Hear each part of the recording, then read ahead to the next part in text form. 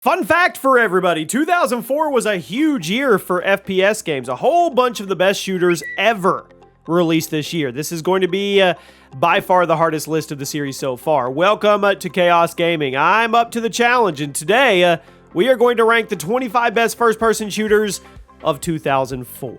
Now, you let me know which of these you've played, which is your favorite. Drop a like, make sure you have those notifications on. And at number 25, Breed. Now, this is a game that did not get stellar reviews upon release, but hey, somebody has to be down at number 25, right? It was a squad-based shooter heavily inspired by Rainbow Six that takes place in the year 2600, where most of humanity has left Earth to live in space colonies, and you are tasked with going out and completing various missions. Gameplay, it's kind of a hybrid of Halo and maybe Rainbow Six, and things can get pretty complex. Looking back at it, I'm really not sure why the game got so many negative reviews, because it looks perfectly fine. In fact, I may go try it. At number 24, Ghost Squad. That's original. Released in the arcades in 2004, it's a light gun shooter from Sega. Extremely detailed controller. It was meant to function like a real-life rifle with fire selector, recoil, iron sights, everything. Yes, it wasn't perfect, but it was super unique compared to other light gun shooters at that time, and that gave it some appeal. Since it's an arcade game from 2004, I'm not sure you'll be able to experience this one, but if you could hunt down an arcade cabinet, give it a go. At number 23, Call of Duty Finest Hour. As many of you know, Call of Duty started as a PC exclusive, but after the first game gained a little traction, Activision wanted to get the console in and get the action going. The first console COD game was Finest Hour, which was technically a spin-off to COD 1. It had a very unique story. It served as an expansion of COD 1's campaign, while multiplayer carried over most of COD 1's skeleton. It was fun. Finest Hour launched for the GameCube, the PS2, and the Xbox in late 2004, and it was a huge success. It proved to Activision that COD had an audience. At number 22, Men of Valor. This game was developed by 2015 Inc., but don't be fooled by the studio because the game launched in late 2004 on the Xbox and PC. It was a Vietnam War game built on the Unreal Engine 2, featuring detailed graphics, great sound design, and elaborate battles. It was around this time in gaming history when straightforward war games were starting to come out, and this was a good choice. At number 21, Shadow Ops Red Mercury. This was developed by Zombie Studios, and it was way ahead of its time. It's a modern military shooter structured like an action movie, and looking at it, you would be mistaken for thinking it was a COD 4 ripoff, despite the fact that it was been launched more than 3 years before COD 4. Big explosives, full of crazy shootouts, memorable characters. It was fun. It's still available on Steam right now if you want to give it a go. When I say it's like COD 4 before COD 4, I mean it. At number 20, Medal of Honor Pacific Assault. Now, back when Medal of Honor was still one of the top dogs, Pacific Assault dropped on the PC in November of 2004. It carried on the traditions and format of the franchise while also adding some new features like new ways to heal your character, commands for your troops. It was cool. It got good reviews and it sold pretty well, with many people still calling it one of the best entries in the series. So, why is it down at number 20? Well, because 2004 was stacked. Strap in, you'll see. At number 19, Tribes Vengeance. I mean, was anyone else really into Tribes back in the day? I was. It launched for PC in October of 2004. It was built on an enhanced version of the Unreal Engine 2. It was called the Unreal Engine 2.5. 18-mission campaign, as well as extensive multiplayer modes, which was the main reason people bought the game in the first place. Power armor, jetpacks, vehicles, crazy weaponry. It was super unique and a ton of fun, and I hope one day Tribes is revived. At number 18, Cube 2 SAUERBRATEN? I know it's a weird name, I don't know. It was one of the most talked about PC shooters of 2004 due to the way it was distributed and developed. It was a free open source FPS inspired by Doom and Quake that was jam-packed with content. Single-player campaign, online multiplayer, LAN multiplayer, map editor, and the ability to edit the map in real time during a match, which is crazy. It was a huge deal in the PC community. It was even featured in a Burger King commercial. At number 17, Killzone. Who remembers Killzone? Developed by Guerrilla Games. It was a PS2 exclusive shooter that many were calling the Halo Killer leading up to the release because we'd never heard of it before. Killzone threw you into the 24th century in the middle of a war between the Vetkins and the Helghast. Now, upon release, it got good reviews. It had some technical issues, but the gameplay and concept was praised. And if you haven't played the original, give it a try. It's actually cool to see where the franchise actually started. At number 16, Dead Man's Hand. Developed by Human Head Studios. Dead Man's Hand is a pretty interesting take. Takes place in the 1880s, and you play as a former outlaw who gets betrayed by his gang after he refuses to kill women and children. At that point, the game becomes a Wild West fight for survival, and they even let you play poker in between the shooting sections so you can try to win extra health and ammo for the next mission. It was interesting. I mean, it flew under the radar, but it's worth going back and checking out if you're bored. At number 15, Joint Operations Typhoon Rising. Developed and published by NovaLogic. It's a multiplayer co-op shooter that took place in the near future where your country has been split into this huge hostile faction fighting for country's control. It's all about large-scale warfare. It's all about impressive visuals. It did its job. Joint Operations Typhoon Rising was one of the most acclaimed PC multiplayer games of 2004. At number 14 today, now we're going to really start getting into good stuff. Battlefield Vietnam.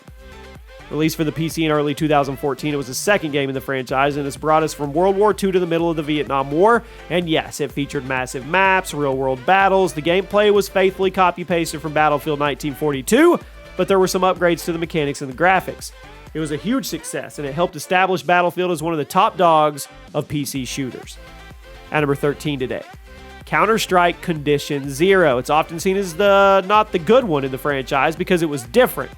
Compared to the other CS games, it was trying to be more a traditional FPS with a single-player campaign and a bigger, more elaborate multiplayer mode. So upon release, a lot of CS players didn't like it because it was so wildly different from the others. But if you go back and judge it on its own, it was a good game. Plus, there was another Counter-Strike game in 2004 that gave fans what they wanted, but we'll talk about that one later. For now, Condition Zero was a solid game, and I think it was judged too harshly.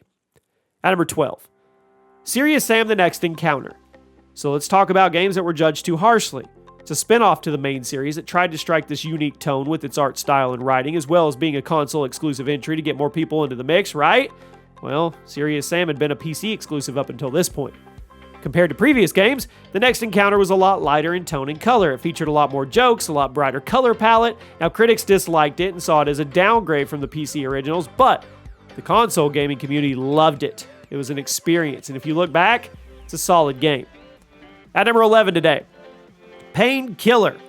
Developed by People Can Fly, love the name, flew under the radar upon release, but since become a cult classic, and many consider it to be one of the last great FPS games of all time. In this game, you play as a dead guy in purgatory, trying to fight off Lucifer's army so he could go to heaven. The level design was inspired by Doom and Quake, and it added its own unique twist. The campaign was praised. The multiplayer was even played in the esports scene for a little bit. Now, it was largely overshadowed by other FPS games at the time, but it's pretty cool. Now we reach the top 10. Call of Duty United Offensive. It was actually an expansion pack for the original Call of Duty, but I put it on the list because it was so big, people thought it was its own COD game. It launched for the PC in late 2004, added a ton of content for both the single player and the multiplayer, and the multiplayer portion introduced us to a lot of stuff that would become staples in the COD franchise. Domination, capture the flag, ranking system for your character, all which incentivize you to keep playing and ranking up. It was a huge step forward for COD, and it was certainly one of the best FPS experiences of 2004. At number 9, Star Wars Battlefront, where it all started. Battlefront 1 was developed by Pandemic Studios, published by LucasArts. It brought to life a very simple concept. Battlefield, but Star Wars. Battlefront took you through 5 of the 6 Star Wars movies. Episode 3 wasn't out yet, and it let you take place in the insane battles and even rewrite a little history. You could play it from either first or third-person perspective, and it was easily one of the most immersive Star Wars games ever made. If only the rebooted series was, At number 8, Metroid Prime 2 Echoes.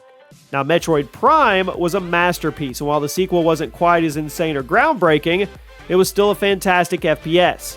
Prime 2 is actually pretty early in the Metroid storyline. It takes place after Prime 1, but before 2 and Super Metroid. Now, regardless, Prime 2 carried over most of the great gameplay from the first game, also giving you more worlds to explore and gadgets to use. It's one of the best GameCube exclusives ever released. It's worth a playthrough, especially if you're trying to wait for Metroid 4, which may never come. At number 7, Unreal Tournament 2004. Now, back in the day, Epic Games was cranking out Unreal Tournament games like they were Madden or FIFA. But unlike EA, each one had new changes, hefty improvements. 2004 launched for the PC in March of 2004, and it was a huge success. It updated the series formula with better graphics, more weapons, more mechanics, tons of mod tools. It was cool. A lot of people see it as the best entry in the entire series, and I hope Epic Games manages to somehow revive Unreal Tournament. At number 6, Counter-Strike Source. Many consider it to be the best Counter-Strike game ever made. I'll let you decide. It was simply a remake of Counter-Strike 1.6, but built in Valve's new Source engine, and with a handful of new features. CS Source was how you do a remake. Almost everything was carried over perfectly from the original game, but the graphics, they were massively improved. The gameplay was much smoother. For a competitive shooter, that's all it takes. It's a huge success, even today. At number 5, The Chronicles of Riddick Escape from Butcher Bay. This is one of the best movie games ever made. It was developed by Starbreeze Studios, and it was heavily inspired by Half-Life and Splinter Cell. First-person shooter and stealth game. You played as Riddick, of course, played by Vin Diesel himself, as he tries to from a maximum security prison. You sneak around, take out various bad guys, try to figure out who's calling the shots. Escape from Butcher's Bay is in a fantastic stealth shooter. It's easily one of the best movie tie-in games ever made. If you haven't played it, go play it. At number 4, Far Cry, the original. Large-scale open-world games are a dime a dozen now, but back in 2004, the original Far Cry blew people away. Developed by Crytek, it was an FPS where you snuck around a tropical island and you tried to complete various objectives in massive levels filled with dynamic enemies. They would react to everything you did. You could distract them, you could go in guns blaze, you could pick them off one by one, you could avoid them altogether. Far Cry was praised for everything, and it kicked off one of the biggest franchises in gaming today. At number 3, Doom 3. Now, it was a divisive game. It was, since it's become a classic, a great showing of how good ID Software is at environmental design, rather than being this fast-paced, over-the-top shooter like its predecessors.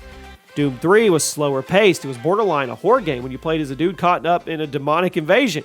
The tension was high. The vibe was realistic. It led to some really genuinely unsettling moments and disturbing exploration around this base. Plus, later in the game, you get the bigger, faster action that the Doom franchise is known for, and it was awesome. Multiplayer mode? Underrated. At number 2, here we go. Halo 2. Now, Halo 2's campaign wasn't as good as the original, but from a gameplay perspective, but everything else was better. Story, dialogue, script, graphics, gunplay, weaponry, multiplayer. Not only did Halo 2 carry over the great LAN capabilities of the first game, but it also introduced an entire generation to online shooters through Xbox Live.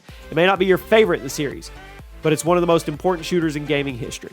But at number 1 today, on the best FPS games ranked in 2004, Half-Life 2, no-brainer, come on. It managed to outdo its predecessor in every way, and that was no easy task because its predecessor was one of the most innovative and influential games ever made. Half-Life 2 continued the first game's story while also introducing new weapons, characters, mechanics, and massively updating the graphics and the physics engines. It was Half-Life 2, I mean, it's just, come on. It's Half-Life 2. If you ask me, it edges out Halo 2. There you have it. Next up, 2005.